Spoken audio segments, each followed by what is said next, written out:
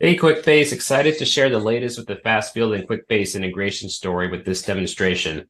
First, let's do a quick recap. When the partnership was first announced, we brought two critical capabilities to Quickbase and FastField customers out of the gate.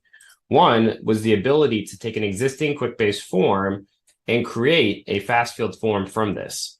The second thing we were able to do was to capture a submitted FastField form and then map all of these fields to a Quickbase application and then copy FastField submission data over into Quickbase. As of the October release, we are introducing powerful new capability, which is to dispatch a form out to the field using a native pipelines channel. To demonstrate this capability, let's go into an application that we built out. Consider a classic challenge in operations. Things break and they need to be fixed. Often the breaking and the fixing all happen in the field, though the overall asset management, scheduling, those things happen in Quickbase. Today, we're making it possible to build an end-to-end solution within a single platform. We've got here an operations dashboard in Quickbase and a dispatching tool. And we're going to show you how a maintenance pro can use FastField to flag an issue with an asset for repair. What you'll see is that as assets come offline, the numbers at the top of these KPI gauges will change. That 13 will be a 12, and then others will tick up from a 0 to a 1. And as an asset moves through the life cycle of break to repair, it's going to also reflect this in the KPI gauges at the top. Let's go down to the shop floor and take on the role of a maintenance professional. So I'm a maintenance professional out here on the floor, and I noticed one of the assets isn't performing and there's a funny noise coming out of the filter. So I'm going to flag this for repair and take it offline. Let's go in and pull in our break form. Let's scan the asset to one of these chillers.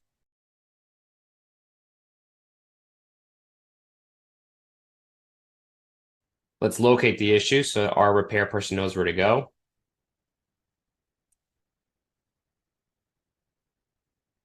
We can see some details from Quickbase populated in this form. Let's provide some details about the asset and mark it up.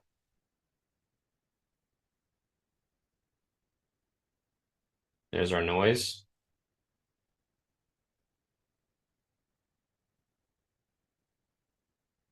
Probably the air filters need repair. Let's say everything else looks good.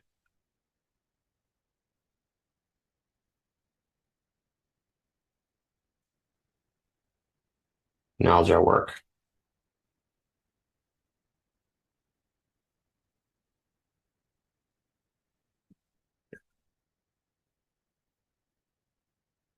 Okay, let's go back to our Quickbase dashboard. Back in the asset manager and dispatching application, we can see that a single asset is now offline and highlighted red. The 13 is now a 12, and we have a single issue found. So let's go in and take on the work of scheduling some sort of repair. We're going to edit this. And from the asset record, we can see the issue that has been added from the field. Let's go in and schedule some repairs.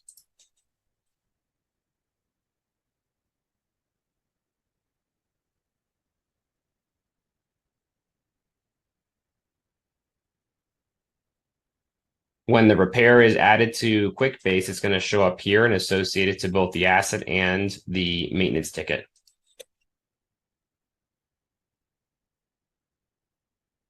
I know Adam's free on Thursday to fix this.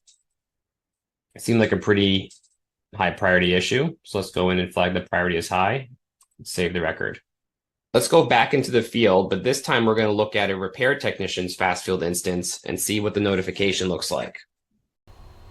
Before we go out to the field, we can see that on our scheduling and dispatching dashboard, with the scheduling of a resource, we now have one asset in repair, and that's highlighted in yellow. Okay, let's go out to the field. Back in the field, a notification has popped up. You can see here that the details of the work order are highlighted as a notification, as well as some of the noises, and the due date of the notification, which in this case is just in a few days. Let's go and pull up the form. Okay, there's a single assignment in my inbox as the repair technician. Let's pull it up. All the details from Quickbase and the previous issue are now within this inbox, and the priority has been mapped as well as the due date. Let's go ahead and start the form. Let's take a look at our asset. We can see exactly where it is and get to that point on the map quickly. And let's go ahead and perform a repair. We're going to actually see what's the issue with the filter, install some new coils, check the power, restart the compressor. Everything looks great. And I'll drill work and bring this asset back online. Let's take a look at what things look like back in Quickbase. On the asset form, we can see that one repair has been added against this maintenance issue and logged below on the asset profile. Let's take a look at the dashboard.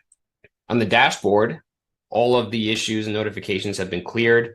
We now have 13 assets back in operation and a single repair detail on the right-hand side.